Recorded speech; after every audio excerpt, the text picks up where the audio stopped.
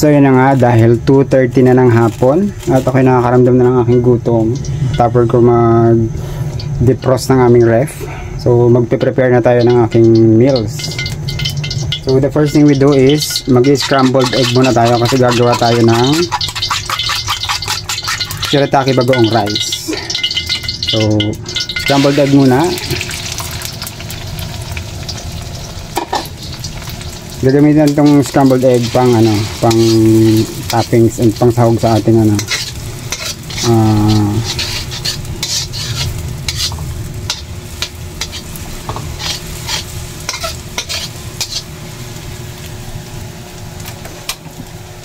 pansahog ng ating bagoong rice. So okay na, set aside lang natin.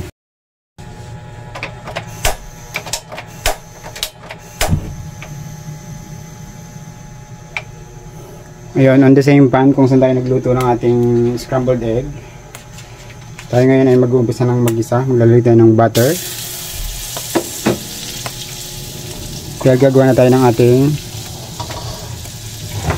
shirataki bagoong rice. So magigisa muna tayo ng bawang,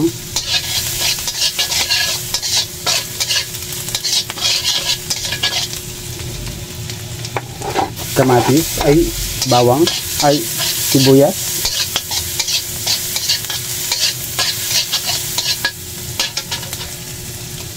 kamatis,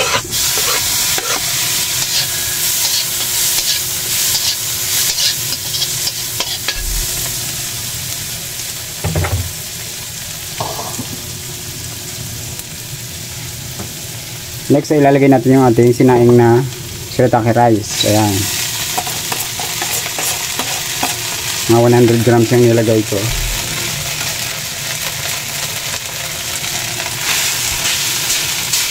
May tutong-tutong pa para pil na pil mo yung pagkain ng shirataki rice.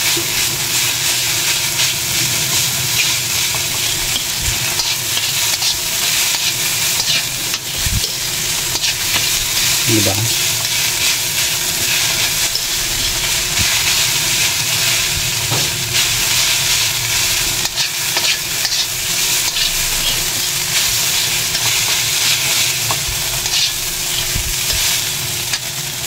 And of course, our bagoong rice will not be bagoong rice without perfect match low carb bagoong.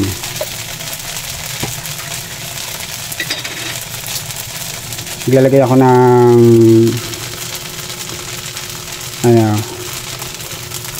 half a tablespoon at konting oil nito.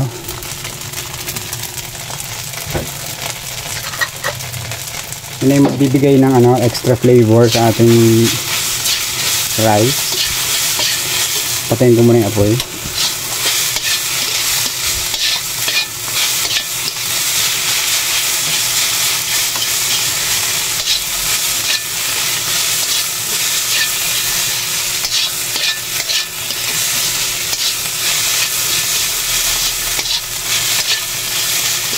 Bango.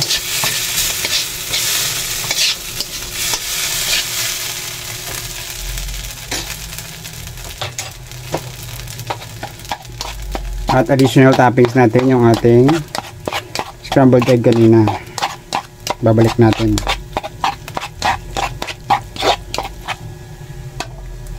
Yan. Diba? Hindi lang siya basta sinangag, kundi high protein sinangag.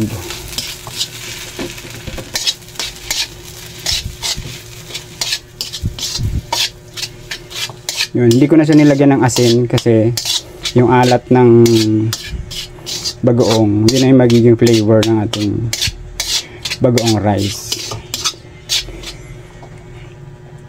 So just that, tapos na yung ating bagoong rice. Maglalagay lang tayo ng chopped spring onions. Yan. Yung kanin palang ulam na. Ito yun. Yan. So set aside lang natin to sa ating plato.